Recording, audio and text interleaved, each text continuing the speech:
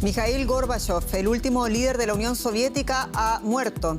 Es una noticia que impacta al mundo y especialmente a Alemania, donde será recordado como el hombre que facilitó el camino a la libertad. El dirigente abrió las puertas de una transformación al proyecto soviético que terminó con la caída del comunismo, del telón de acero y el fin de la Guerra Fría. Soy Jenny Pérez, aquí en Berlín para Deutsche Welle. Destacamos.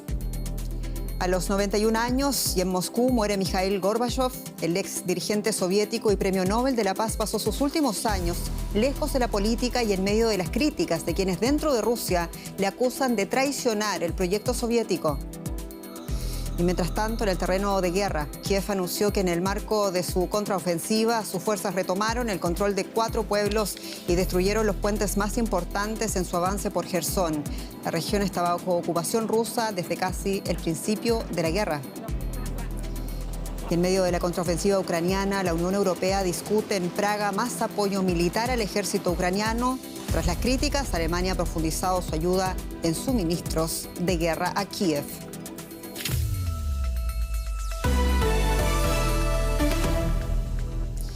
En Moscú murió este martes Mikhail Gorbachov, el último líder de la extinta Unión Soviética.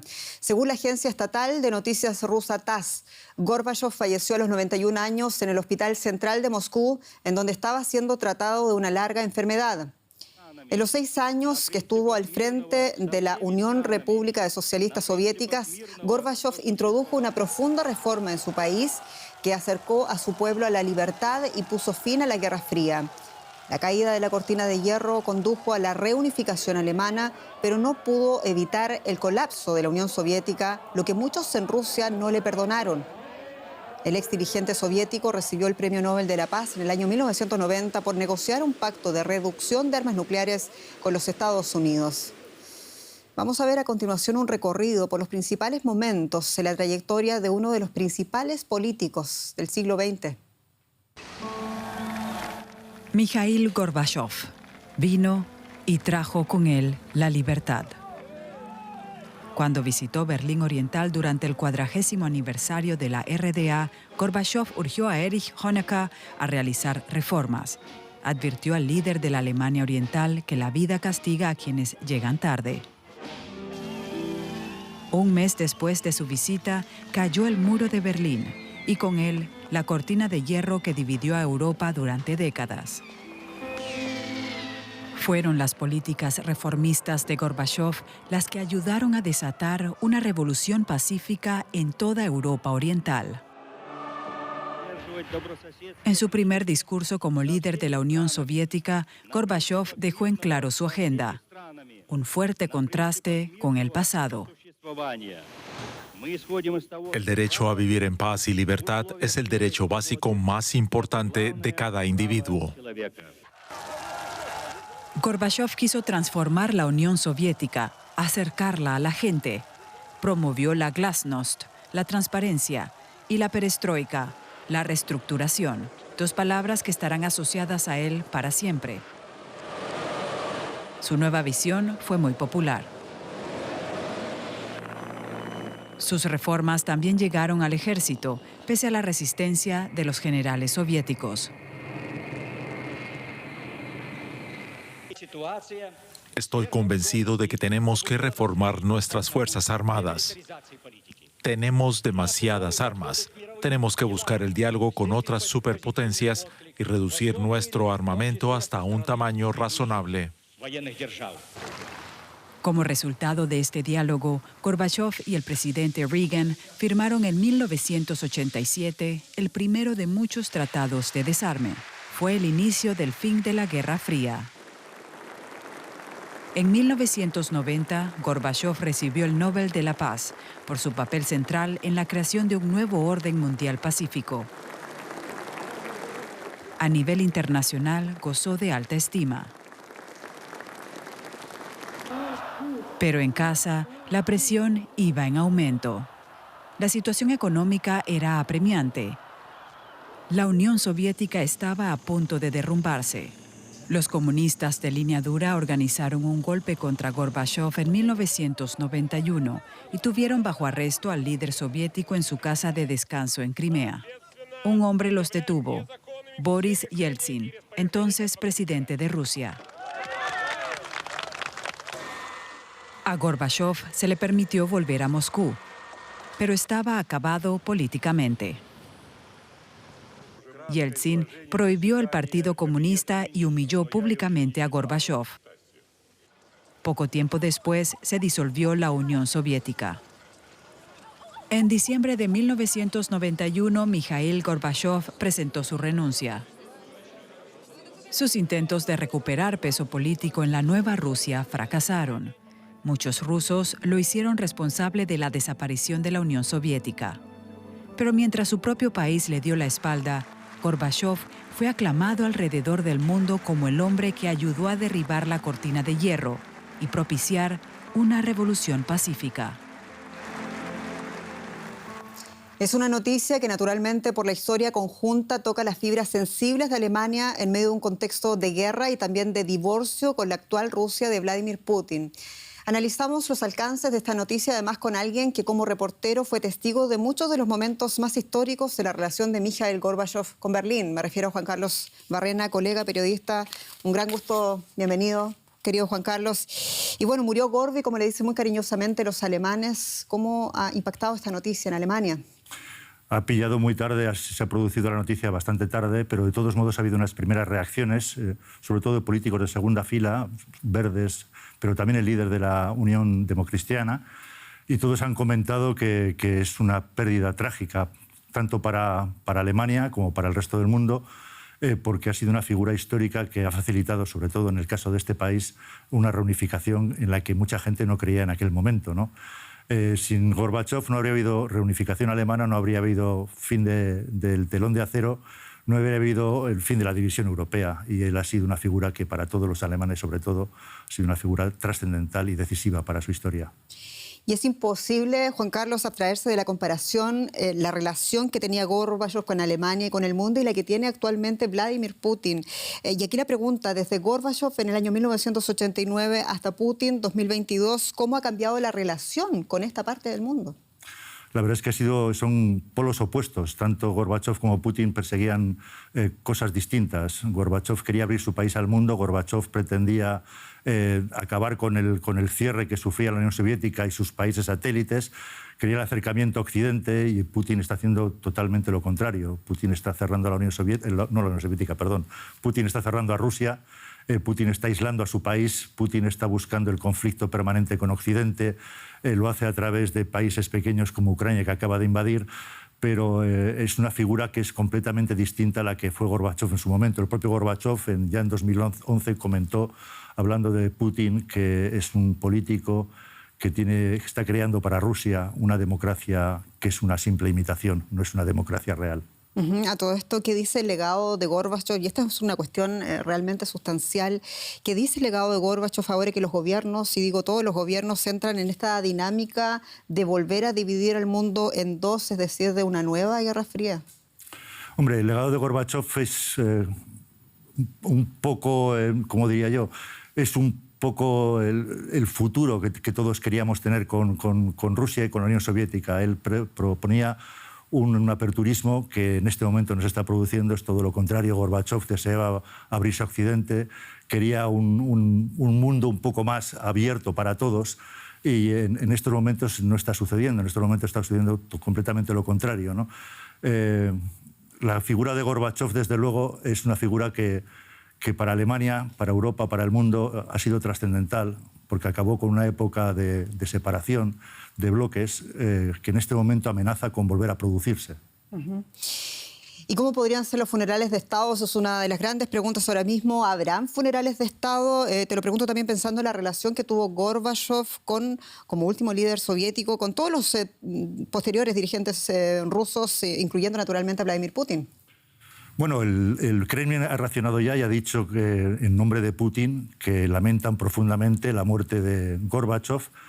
Desconocemos qué planes tienen en Moscú para unos funerales en honor de Gorbachov. Es posible que haya unos funerales de Estado, no lo sabremos seguramente hasta que se pronuncie en el Kremlin, pero no creo que puedan pasar página como si fuera un personaje sin trascendencia para la historia de su propio país, aunque haya sido un personaje denostado en Rusia y aunque haya sido un personaje al que la mayoría de los rusos seguramente no tienen el aprecio que puedan tener quizás en estos momentos por el presidente que tienen ahora.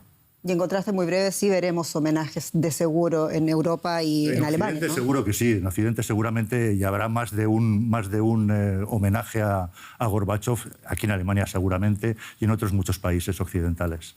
Juan Carlos Barrena, siguiendo la noticia y también el contexto para Deutsche Welle, muchas gracias. Gracias a vosotros. Y mira, estamos hablando y el mundo sigue en una situación de guerra. Hoy muere Gorbachov y, sin embargo, en el sur de Ucrania se registraban fuertes combates entre las fuerzas ucranianas y rusas en la región de Gerson.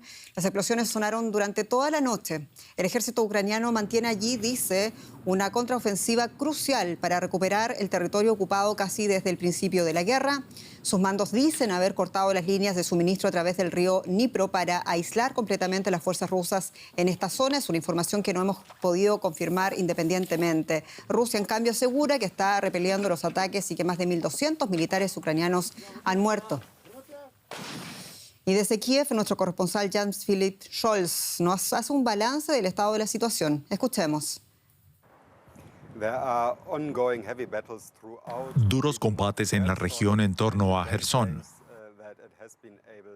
Ucrania asegura que ha roto varias líneas de defensa rusas y que ha alcanzado algunos de los puentes que Moscú necesita para abastecer sus líneas de suministros.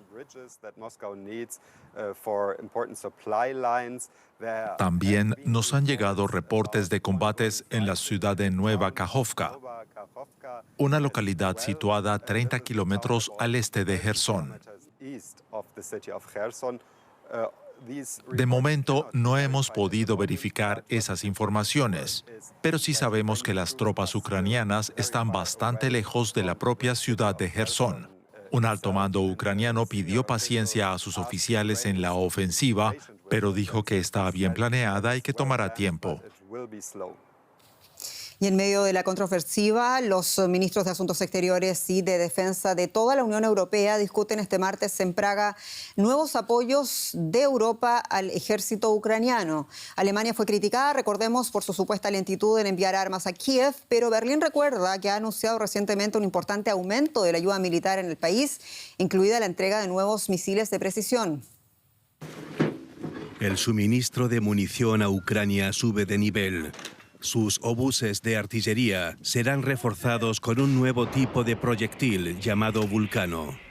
Alemania está enviando centenares de misiles Vulcano al frente. Cuentan con un GPS y un láser para guiarlos y tienen un alcance de 80 kilómetros, casi el doble de los convencionales. El equipamiento entregado también se nota en los frentes. Sloviansk era bombardeada cada día, pero gracias a las nuevas armas que hemos recibido de Occidente, especialmente los HIMARS y los obuses, nuestras posibilidades se han igualado. Antes, por uno de nuestros disparos, había 50 de ellos. Hoy la proporción es de 1 a 4 o 5. Los HIMARS, suministrados por Estados Unidos, son lanzamisiles autopropulsados. Varios países han enviado equipos o concedido financiación militar por valor de casi 90.000 millones de euros. Estados Unidos, la Unión Europea y Reino Unido son los principales donantes. El cuarto es Polonia, que envía blindados como este para reemplazar a los antiguos tanques de la era soviética. Creo que tenemos más éxito de nuestro lado, porque nuestro equipamiento es más moderno y atacamos a los invasores con más precisión. Alemania es el quinto donante más importante, con casi 2.000 millones de euros en ayudas, incluyendo vehículos antiaéreos y el entrenamiento para manejarlos. Esos hombres están ahí para defender su país. Lo defenderán de la terrible amenaza que planea sobre Ucrania por la brutal guerra de agresión de Rusia. Continuaremos apoyándolos con ayuda financiera, pero también con armas. La iniciativa privada también ha donado millones para ayudar a Ucrania a comprar drones para su flota aérea. El apoyo extranjero es crucial para que el ejército de Ucrania resista. Ya lleva defendiendo su territorio durante más tiempo del que muchos esperaban. Y desde este martes, durante los próximos 2 días, el gabinete del gobierno alemán se reúne en la región oriental del estado de Brandeburgo. Entre las prioridades de la agenda están las conversaciones sobre una estrategia de planificación conjunta para la seguridad nacional en el contexto de la invasión rusa a Ucrania. Además de la preocupación sobre el suministro de energía y el aumento de los precios en las facturas de hogares y empresas. Antes de la reunión, el canciller alemán Olaf Scholz emitía una nota positiva y aseguraba que Alemania se encuentra en una buena posición para lidiar en el invierno con una posible escasez de suministro energético. Escuchemos. Como saben, empezamos muy pronto a prepararnos para posibles problemas en el suministro de energía. En diciembre del año pasado pregunté al ministro de Economía y a mi asesor económico en la Cancillería qué pasaría si el suministro de gas ruso se detuviese de repente. Y como fuimos previsores, pudimos tomar con celeridad las decisiones necesarias para pasar bien por este invierno y el siguiente. Vamos a cambiar totalmente de asunto, vamos a hablar de economía. Espero algo más entretenido, menos negativo, Andrés Blumenkrantz. Pues espero cumplir tus expectativas, Jenny. Vamos a hablar de la normalización de relaciones entre Venezuela y Colombia. Un proceso que está trayendo mucha esperanza a la zona fronteriza y a su golpeada infraestructura. Antes del cierre era una de las fronteras más activas de toda América. Los puentes limítrofes en el estado venezolano de Táchira siguen aún cerrados al paso de vehículos y limitados al cruce peatonal. Pero pese a las dificultades, los productores tienen esperanza en la reactivación de la frontera. Este grupo de trabajadores de una fábrica de jeans en la frontera de Venezuela con Colombia trabaja a media luz mientras espera poder retomar su producción habitual, detenida por más de 2 horas. La causa, uno de los constantes cortes eléctricos que desde hace años apagan la actividad industrial en la zona, un duro reto para el comercio local. Aquí hay confeccionistas que han ya invertido en motores electrónicos para confecciones. Han invertido en máquinas de costura electrónicas que ellas miden la cantidad de puntadas que tiene una prenda y hacen la parada para que sea el corte exacto. Esas máquinas, vuelvo y les digo, por ser electrónicas necesitan un flujo de luz constante, un voltaje que sea todo el tiempo igual para que las máquinas no se dañen. Restablecer la normalidad en la infraestructura y acabar con los apagones, un paso esencial. Para normalizar la producción, si eso no ocurre, los empresarios tendrían que utilizar maquinaria obsoleta, un factor que agravaría aún más la crisis.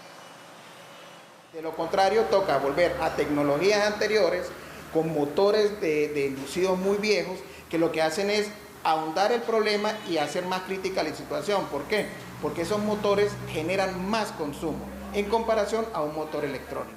La frontera entre los dos países hermanos era una de las más activas de Latinoamérica, pero el tránsito de vehículos de carga se restringió en 2015 tras un ataque a una patrulla militar venezolana y fue bloqueado por completo en medio de violentos disturbios en 2019.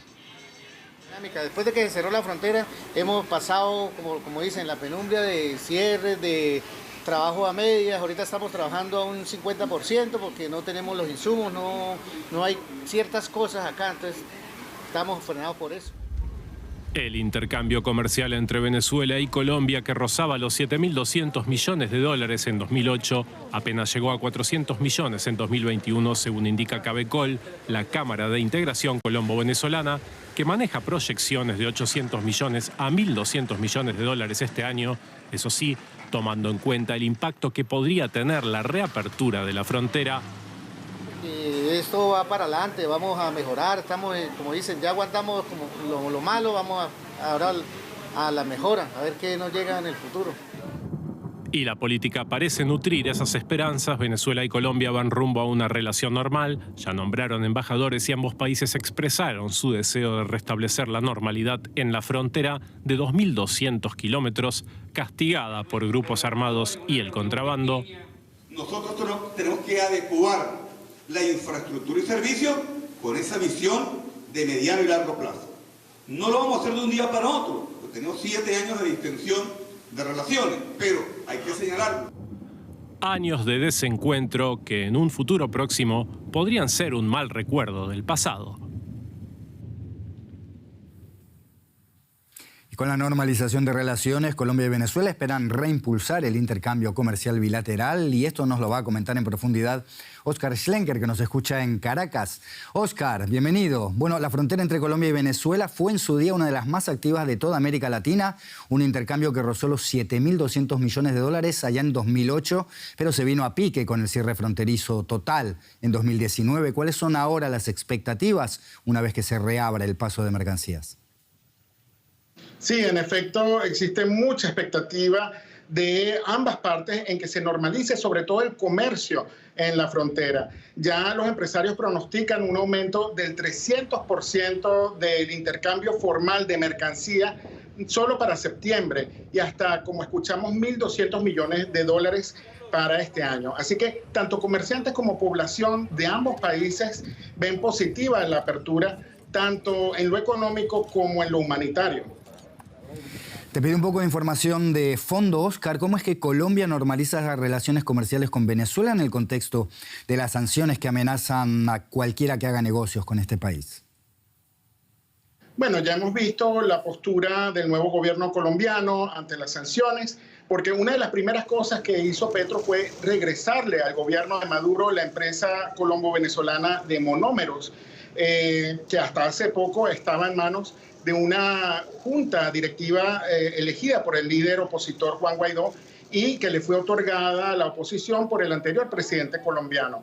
Ahora, la intención de Petro es comprar a monómeros y ve esta reconciliación con Caracas como una ventaja para esta compra, pero todo depende, todo radica de cómo cada país se beneficie ante los avances bilaterales. Y si las sanciones son un obstáculo, pues podemos inferir de que se vayan a ignorar. Óscar, la última. La frontera entre Colombia y Venezuela es conflictiva. Hay presencia de grupos irregulares, armados, también de contrabando. Cuéntanos, ¿ha habido cambios en este tiempo de fronteras cerradas? ¿Cuál es la situación ahora?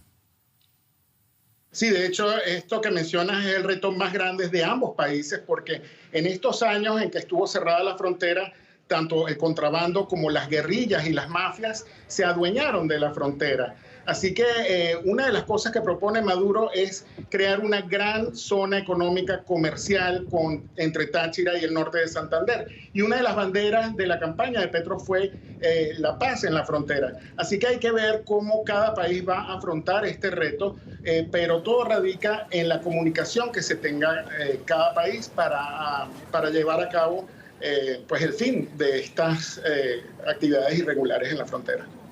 Óscar Schlenker en Caracas, gracias. Hasta la próxima. Más información ahora mismo con Jenny Pérez. Vamos a ver una de las caras más dramáticas estos días en la cobertura de noticias. Pakistán.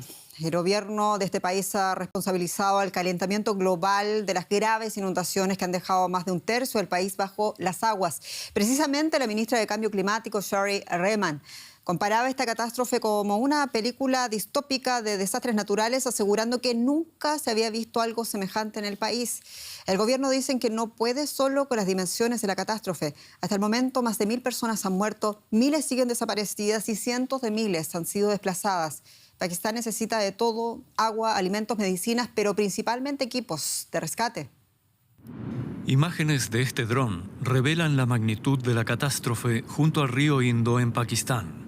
Las inundaciones han destruido puentes y arrasado carreteras, obligando a las autoridades a utilizar barcos, aviones militares y helicópteros, sobre todo para operaciones de rescate difíciles. A menudo ni siquiera hay espacio donde aterrizar. El gobierno asegura que 1 de cada 7 pakistaníes han sido afectados por las inundaciones, más de 33 millones. Muchos han tenido que abandonar sus casas para luego volver y rescatar lo posible. Cuando vi venir el agua, pude salvar a algunas mujeres y niños. Cuando regresé, ya había agua por todas partes. Y fue cuando rescaté el ganado. Luego ya no pude volver porque todo estaba inundado. El gobierno considera que el grado de destrucción pueda ser mayor que en las inundaciones de 2010. La gente ha perdido su modo de vida, los campos, los jardines y los huertos de cultivo. Hemos perdido más del 45% de la cosecha de algodón de Pakistán de este año. Los equipos de salvamento trabajan sin descanso. Aviones con alimentos, agua y tiendas de campaña llegan desde el extranjero. Muchas víctimas se sienten abandonadas por el gobierno. Una gran cantidad de agua entró a nuestro poblado. Todo quedó sumergido y muchos familiares murieron. No hemos recibido ayudas del gobierno. Y la preocupación crece.